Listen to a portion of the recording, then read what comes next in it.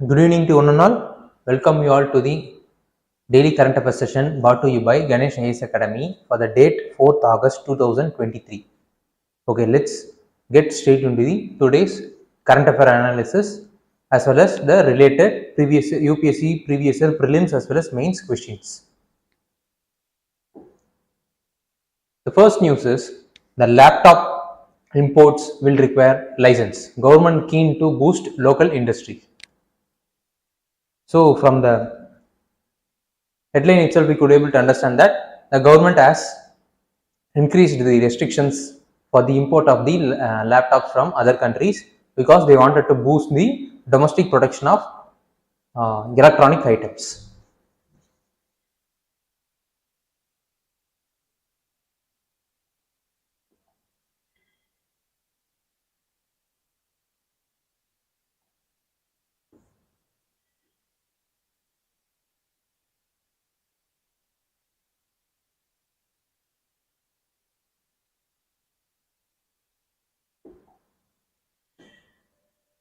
See, the central government has restricted the imports of personal computers as well as laptops, palm tops, automatic data processing machine, microcomputers and microprocessors and large mainframe computers.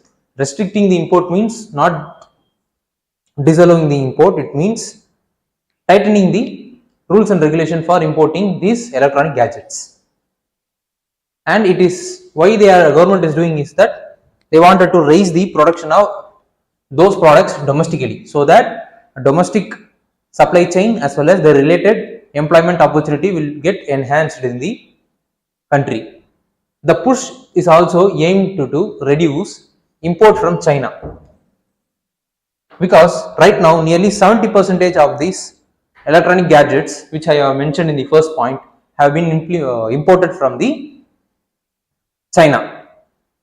The statistics I will show in the next slide. It also shift the computer manufacturers in India. Sorry, computer manufacturers from other countries to India. Why? How it will be shifting those manufacturers to India is that by increasing the restrictions related to the import of the laptop from other countries, those countries, those who are producing the laptops will be losing the market of India because by increasing the taxation for the import means the cost of the laptop will get increased. So the countries will be shifting to India itself to locally manufacture the laptop so that they could able to sustain the market of India. So that is the another aim why the government is implementing the restrictions related to the import of the electronic gadgets, particularly laptop. The import restrictions will be restricted to one laptop, tablet, all in one personal computer or ultra small form factors, including those purchased from e-commerce portal through post or courier. So these elements are exempted from the restriction of the import. And another element is if laptop is being used is used as the capital good. Capital good means by using one particular item, we could able to derive another item. So if the laptop is being used as the capital goods for particular industry means, then such kind of laptop will get exempted from the restriction of the import. And what is the other exception is if a particular person is importing 20 items per consignment means consignment for R&D activities, testing, evaluation for educational purpose means such kind of laptops will also get exempted from the restricted import. So these are all the positives of this decision, and also there are some exemptions which I have explained in the last 3 points. So how the move will be counterproductive to China is that, see, from the graphs itself we could able to see that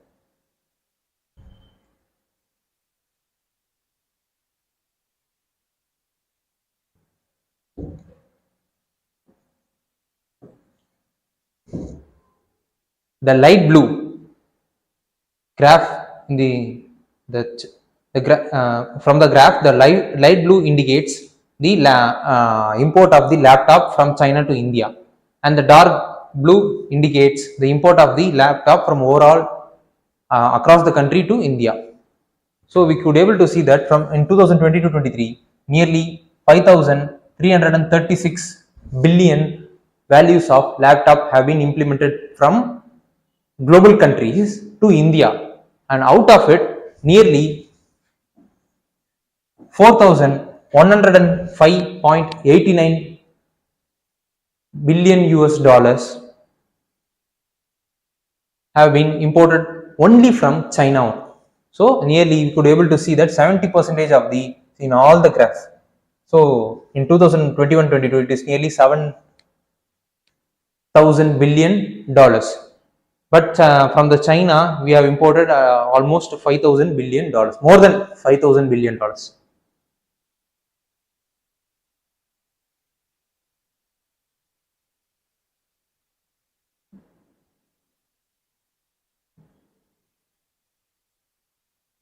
Sorry, it is not billion, it is million, million dollars. Similarly, we could able to see the graphical representation of the previous years, where the major chunk of the laptops which is being implemented from other country to India is dominated by the China. So by increasing the restrictions in the import of the laptop from other country means it will be surely it will be a dead blow to the China.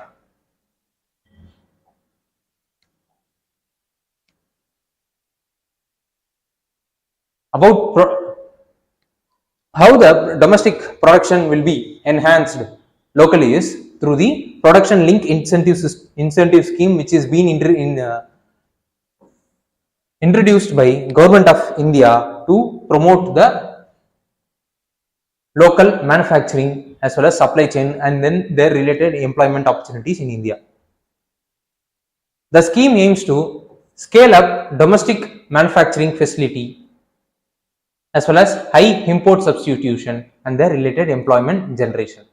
The incentives under the scheme is calculated on the basis of incremental sales, that is ranging as low as 1% for electronic and technological products to high as 20% for manufacturing of critical key drugs and certain drugs intermediaries.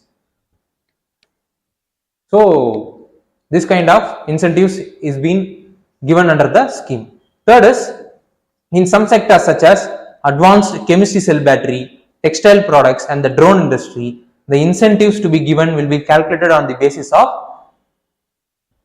sales, performance and local value addition done over the period of 5 years. So we could able to see that the production linked incentive scheme not only enables the growth of domestic production as well as the related employment generation, it also ensures that the supply chain for making the product domestically is also sourced locally from the India itself, by giving incentive to those products which have high local value additions. So this is what the scheme is about, and under this scheme only government is trying to promote the production of electronic manufacturing in India.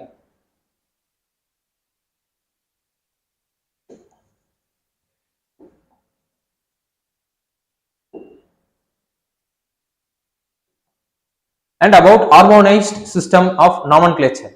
Harmonized system of nomenclature is a 6-digit identification code which was developed by World Customs Organization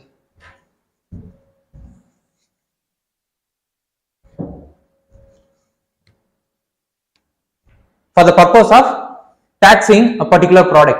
So by giving the 6-digit identification code to the particular product, that product could be easily differentiated from these other similar like product or other products, as a result of which the taxation could be easily rationalized. Why it is being implemented is, it is aimed to enhance the efficiency of custom administration. And since the harmonized system of nomenclature is being introduced by World Custom Organization, we should know about the World Custom Organization itself, which the India is member of. The World Custom Organization is an intergovernmental organization headquartered in Brussels, that is Belgium. It has some 182 members. Of that, India is also one of the member countries. And what is the aim for which the World Customs Organization is created is that it wanted to enhance the efficiency as well as effectiveness of the custom administration in the members countries. So this is what the aim of World Custom Organization because of this kind of aim, it has created harmonized system of nomenclature. Under the harmonized system of nomenclature, how the harmonized system of nomenclature is related to this news is, see, the laptops and other electronic gadgets will be assigned on HSN number. So government will be releasing those HSN number. Government will be releasing those HSN number under which only on those products which the government is releasing through HSN number will get restricted, as we have seen in the previous slide. So we have to know about the HSN slide. HSN code. HSN code, as I have mentioned, it is 6-digit identification number. It came into force 1988 by World Custom Organization to classify the goods, so that the taxation could be easily rationalized, particularly the custom duty, import duty.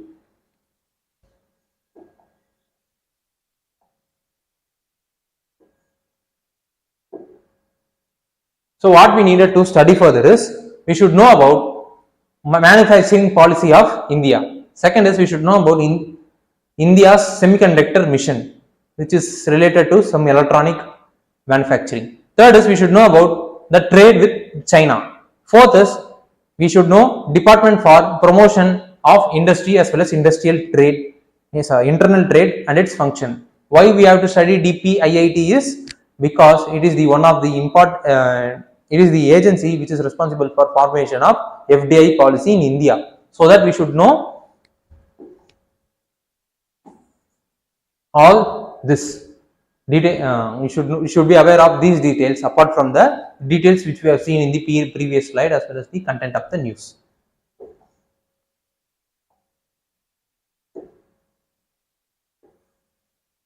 UPSC prelims question which was asked in relation to the news which you have seen in the previous slide. With reference to international trade of India at present, which one of the following statement is correct? India's merchandise export are less than its merchandise import.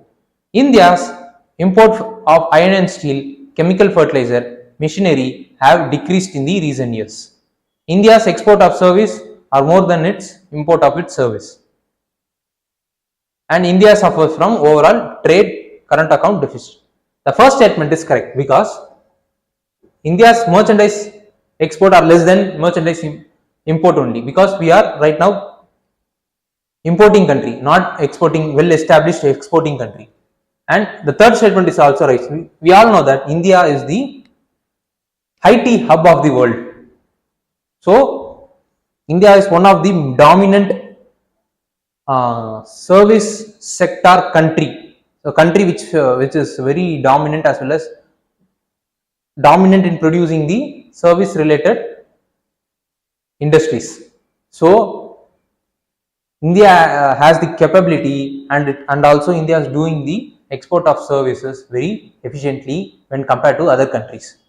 So the third statement is also correct. Fourth is, India suffered from overall deficit. We should link this with the first statement because India's import is higher than the export. So whenever, if that is the case, means surely trade deficit in India will be very high. So India suffers from overall trade. And also India's trade deficit is higher compared to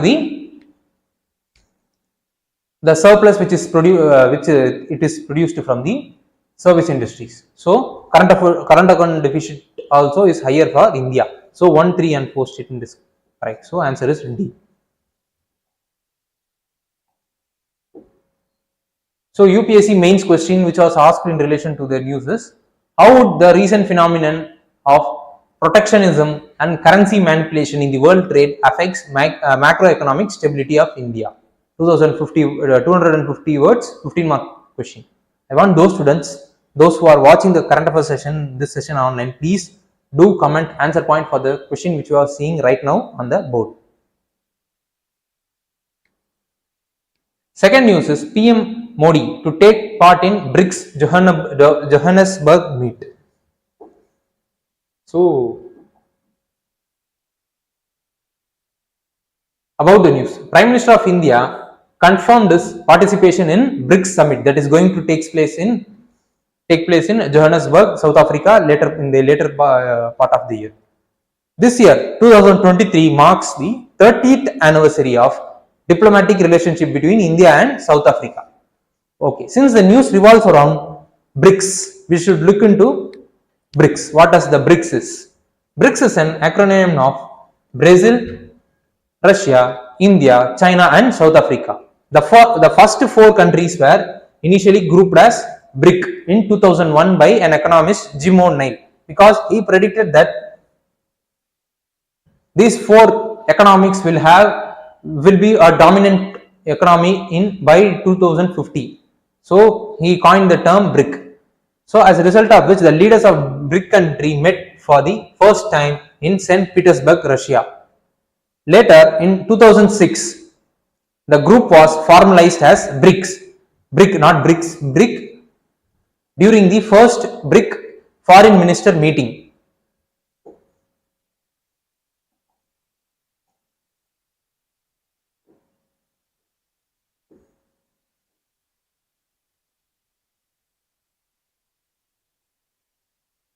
And first BRICS summit was held in Yekaterinburg in Russia on 2009. In 2010, South Africa was added as the member of BRIC. So the BRIC name was changed to BRICS. So BRICS right now contains 41% of the world's population and it is having nearly 24% of the global GDP, and it is having the 16% of the world trade in it. So this is what the details related to BRICS. Since this year is going to be celebrated as 30th year of the diplomatic relationship between India and South Africa, we should know about India-South Africa's relationship. India, after severing its tie with South Africa in 1946, it re-established its tie with South Africa in 1993. After South Africa ended its racial segregation. In May 1993, a cultural center was opened in India's cultural center was opened in Johannesburg. In November 1993, diplomatic and consular relationship was restored. India's High Commission in Pretoria was opened in 1994. In 1997, a Red Fort Declaration on strategic partnership between India and South Africa set the tone for further engagement between India and South Africa. Similarly, in 2006, Schwane Declaration reaffirmed the strategic partnership which was formed during 1997 by signing the Red Fort Declaration. These two declarations acted as the base for the India's and South Africa to take the relationship to the next level. South Africa occupies, in terms of economy, South Africa occupies 35th position in FDI inflow to India.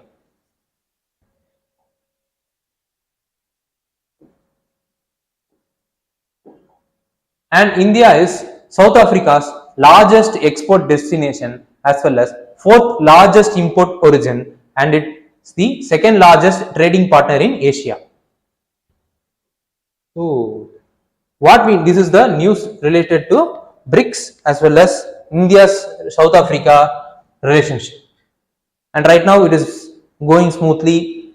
They both are understanding. They are both have some more mutual interest, and they are engaging positively in the global arena, because India is using this G20 platform as the forum to raise the voice of the global south. Global south means those countries which belong to developing, underdeveloped as well as small island state and poverty country. So South Africa is one of the developing country, and as India is raising the voice for South Africa also. If India is raising the voice for global south, means the global south encompass the South Africa. So India is having taking a bold initiative for those countries in which the South Africa is getting benefited. So this is what the current relationship between India and South Africa is. So what we needed to study further is we should know about African geography first. African geography by seeing the student atlas map. Second is we should know about African Union.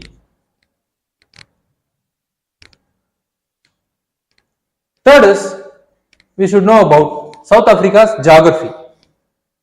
Apart from the African geography, we should know about South African geography particularly. Then we should know about Gandhi Mandela Center for Specialization of Artisan Skills. And fourth is we should know about the Pravasi Bharatiya Divas. Why the Pravasi Bharatiya Divas is being celebrated in India, we should know why it is, and the reason we should be aware of, because it is related to South Africa. So these are all the other things which we needed to know. So let's discuss UPSC prelims question which was asked in relation to BRICS. With reference to the grouping of countries known as BRICS, consider the following statement.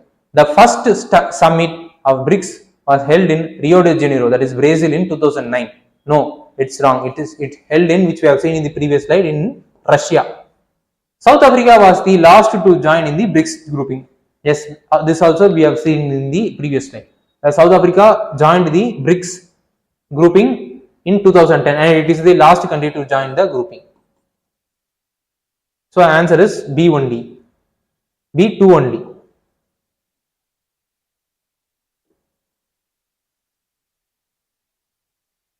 UPSC mains question. If the last few decades were of Asia's growth story, the next few are expected to be of Africa's.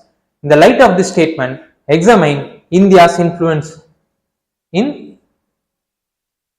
Africa in recent years. Answer 150 words, 10 mark. Those students, please do comment answer point for the questions in the comment section.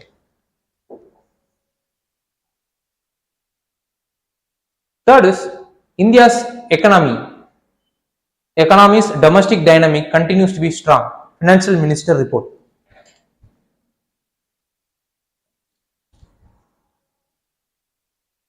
About the news, Indian economy's domestic dynamic continue to be strong, though negative spillovers as well as adverse global development can act any time as a deterrent to India for achieving its potential growth. Even though India is having some negative spillover effect domestically as well as globally, its economic dynamics remains very strong till now, said by Finance Minister of India.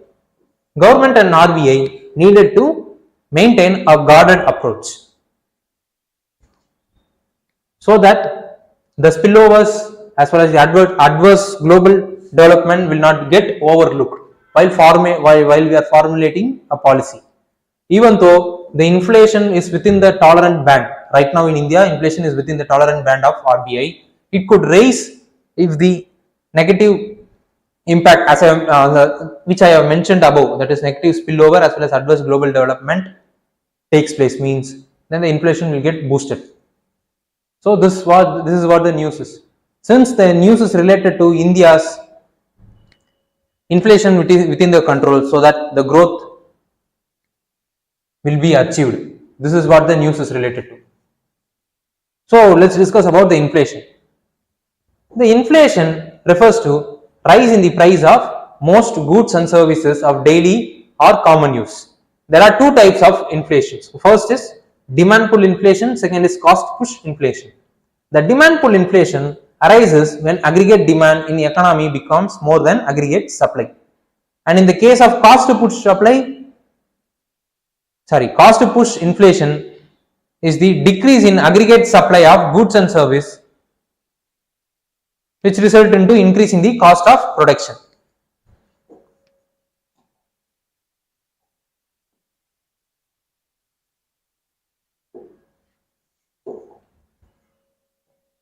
Indicators used to measure inflation in India are wholesale price index as well as consumer price index. Wholesale price index which measures the changes in the wholesale as well as retail prices.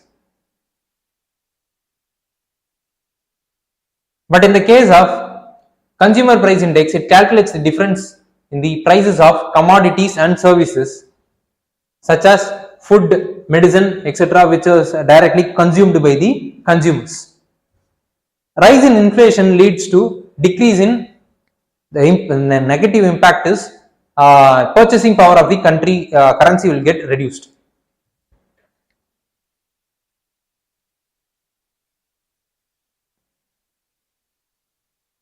Because whenever the inflation in the particular economy is rising means then the cost of the products which are produced in the country will get raised. As a result of which the demand for India's product in the global arena will get reduced. So the people will be buying products from other countries which is relatively cheaper than the India's product. So if the people are buying the products produced in the other country means those countries' currency will get strengthened, then relatively Indian currency will get weakened. So as a result of which the purchasing power of the currency of India will get reduced. Second is increased cost of living. Yes, it is self-explanatory. And deceleration is all this will be leading to deceleration in the economic growth. How it is increasing cost of living will make people hesitant to spend. Hesitant to spend means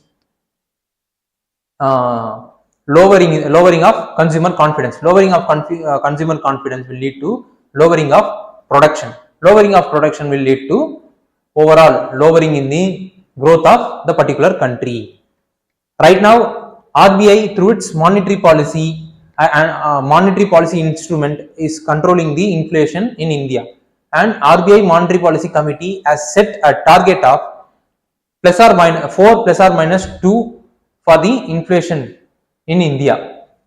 So it is maintaining a range between 2% to 6%.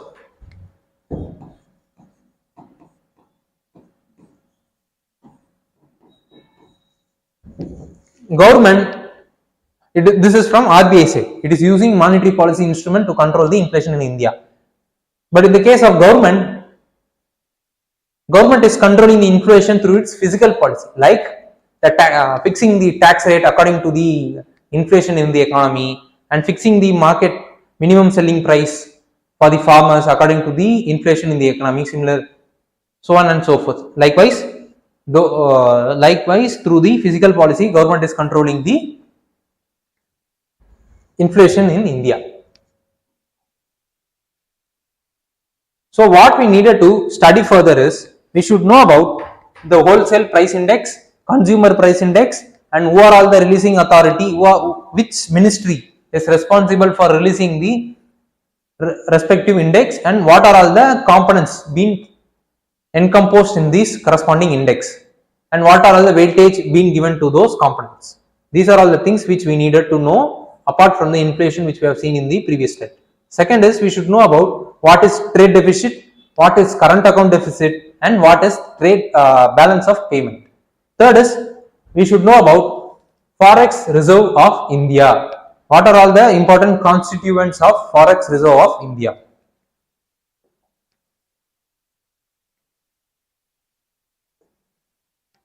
So let's discuss about the UPSC prelims question which was asked in relation to inflation. With reference to Indian economy, demand pull inflation can be caused or increased by which of the following?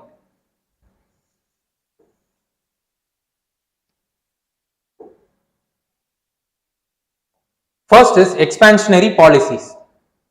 Yes, whenever the government is increasing its spending means there will be related inflation will be happening in India, will happen in India.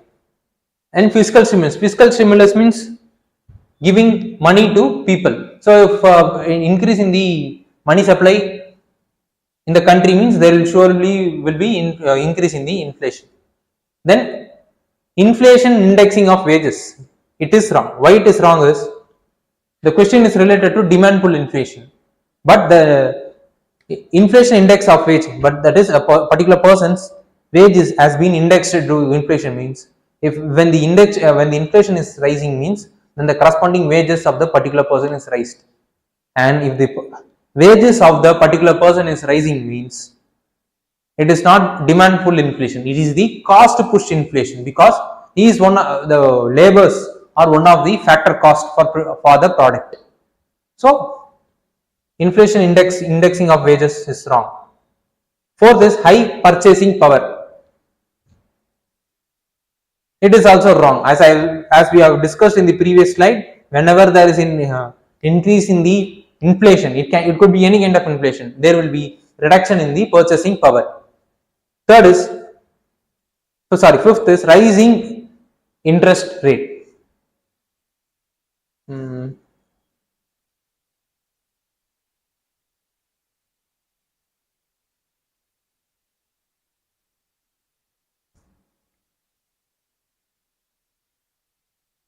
One minute, I have made a hurry mistake. Wait.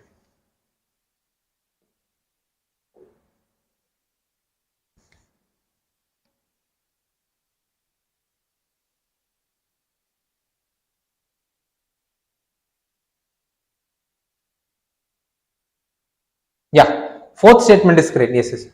Why it is if a person's purchasing power is being increased means he will be surely spending on the products other than the basic needs. So then it will be leading to demand pull inflation. So sorry, I have made a mistake. It is fourth statement is correct.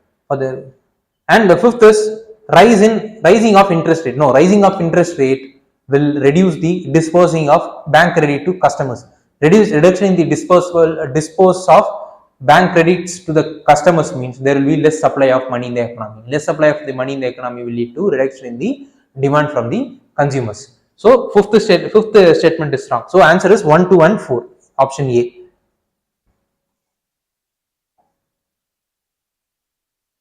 UPSC mains question. Do you agree with the view that steady GDP growth and low inflation have left the Indian economy in good shape? Give reason in support of your argument. 10-mark question. So for this point also, please do comment at least 5 points in the comment section. So it will be useful for each one of us. Cabinet Secretary Guba gets third extension. So he is right now the longest serving cabinet secretary in India. Appointment committee of cabinet headed by the Prime Minister has extended a tenure of cabinet secretary for 1 year by relaxing the rules of All India Service 1958. So let's discuss about the cabinet secretary's function. A cabinet secretary is the topmost executive official and a senior most civil servant of the government of India. The cabinet secretary is the ex officio head of civil service board. The cabinet secretary is the administrative head of the cabinet secretariat. Cabinet secretary works under direct charge of prime minister. He is also responsible for administration of transaction as well as business rules and allocation of business rules.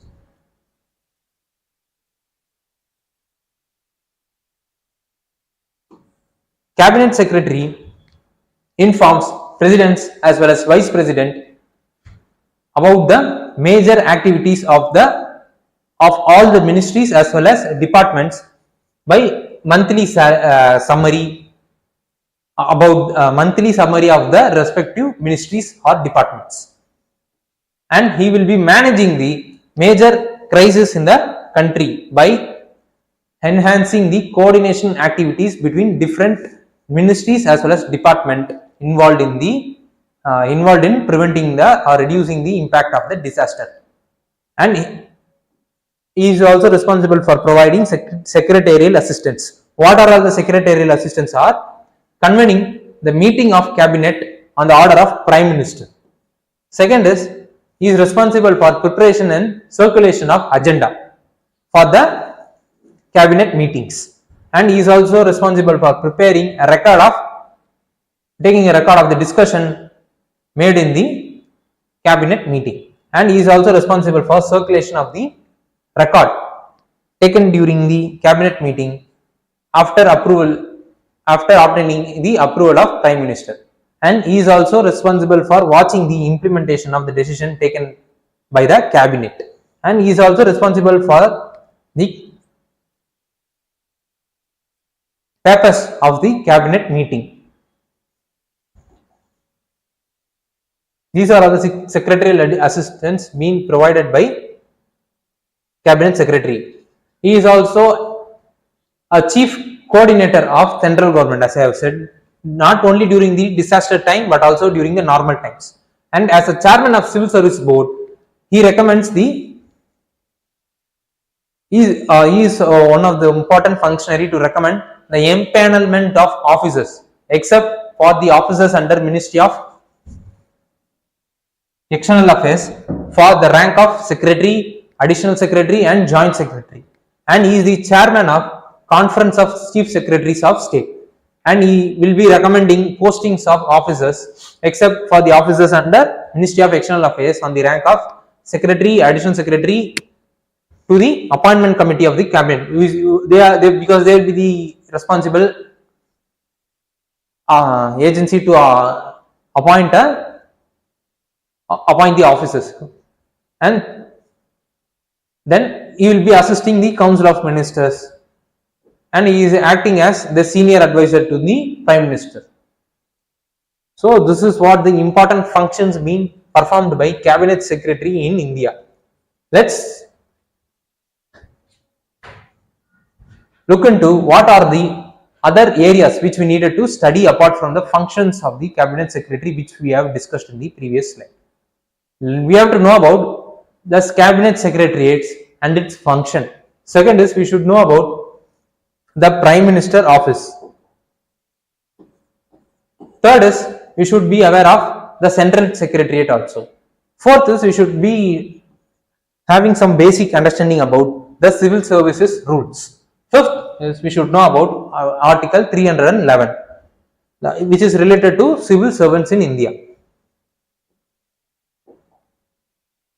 Okay, let's discuss the previous year question which was asked in relation to the news which we have seen in the about the Cabinet Secretary.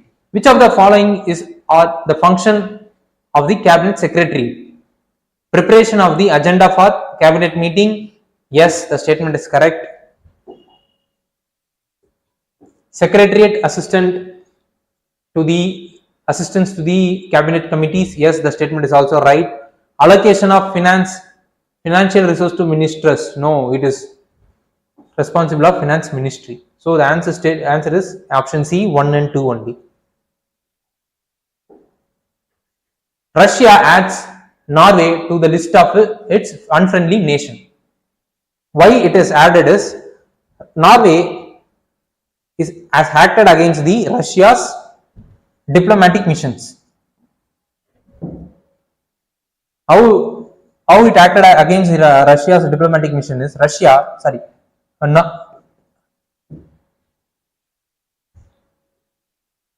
Norway expelled 15 Russian diplomats in the Norway country for alleged spying in April.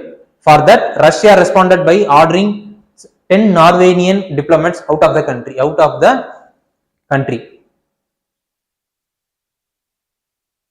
What Norway has said, that there is no reason to claim that it had behaved in an unfriendly manner towards Russia, with whom it shares a border in Arctic. Today's situation in the is the result of Russia's war on Ukraine, which is said by Norway. So this is what the news is.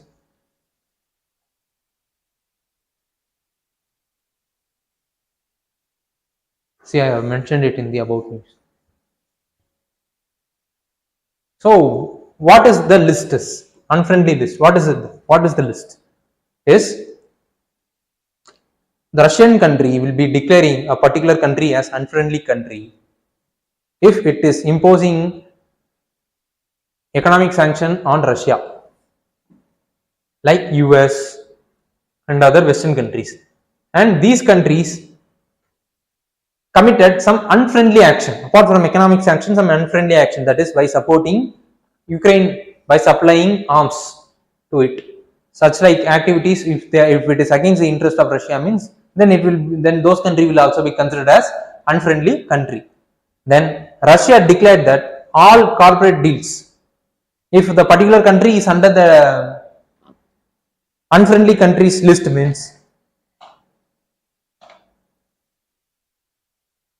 then all the corporate deals and other industrial deals with which the Russia has with those unfriendly countries will continue only after the approval of Russia, that is Russian government.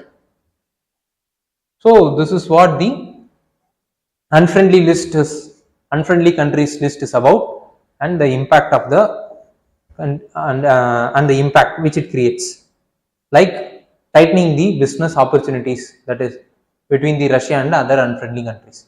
So this is the map of the Norway and Russia, where we can see that these countries are the land borders country.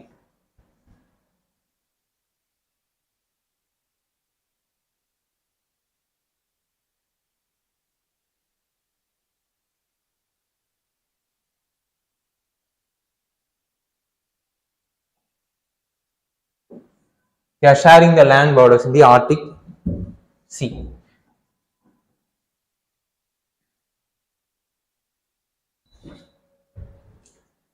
So other countries which are bordering Norway as well as Russia is Finland, which we needed to be aware of.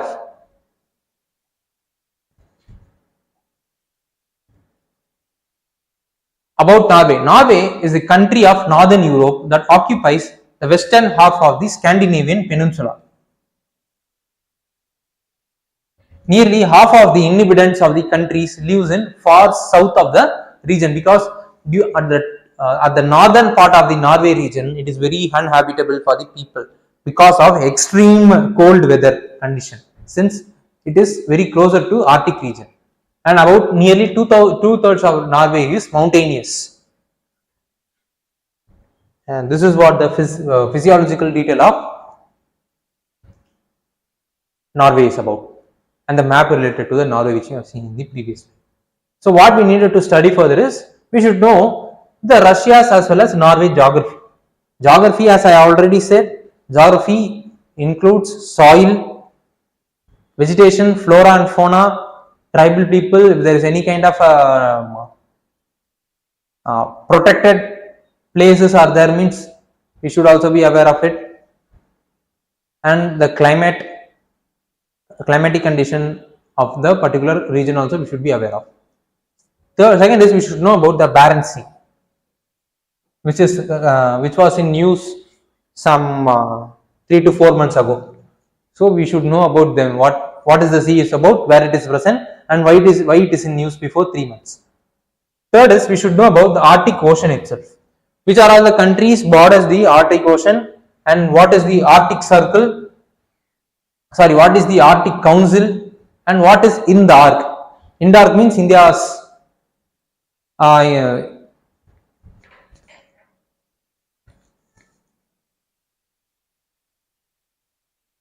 is the India's first underwater observatory in the Arctic region. So India is also having an interest in Arctic Ocean. So we should be aware of this Arctic Ocean itself. So let's discuss about the previous year prelims question which was asked in relation to the news, Russian-Ukraine war. UPSC, consider the following statement: Bulgaria, Czech Republic, Hungary, Latvia, Lithuania, and Romania.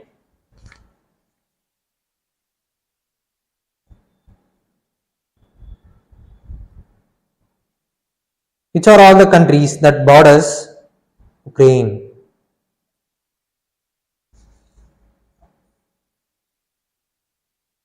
Bulgaria? No, it's not a border country. Czech Republic? No, it is also not a border country. Hungary? Yes, it is the border country of Ukraine. Latvia? No, it's not. Lithuania is also not. Romania? Yes, it is. So answer is only 2.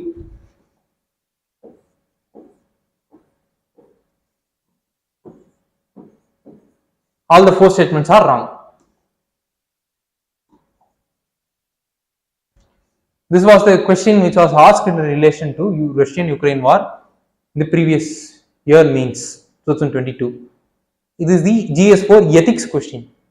Russia and Ukraine war have been going on for the last 7 months. Different countries have taken independent stance and action, keeping in view their own national interest. We are all aware that war has its own impact on different aspects of the society, including tragedy. What are those ethical issues that are crucial to be considered while launching the war and its continuation so far? Illustrate with justification the ethical issues involved in the given state of affairs. Answer in 150 words, 10 mark. This is the ethics question. So please do comment the answer point in the comment section in relation to ethics dimension. So why I am asking the students to comment the answer in the comment section is that we could able to learn from each other. As a result of which we could able to share our viewpoints and enrich our viewpoints, and as a result we could able to grow as a whole. So that is why I am asking the students those who are watching the session, please do comment answer point in the comment section. So this is the end of the session, students. Thank you for watching the current affairs session. Please do like, comment, share and subscribe and hit the bell icon so that you will be receiving the daily current affairs sessions notification and any other important UPSC related videos which will be brought to you in the near future by the Ganesh IAS Academy. Thank you.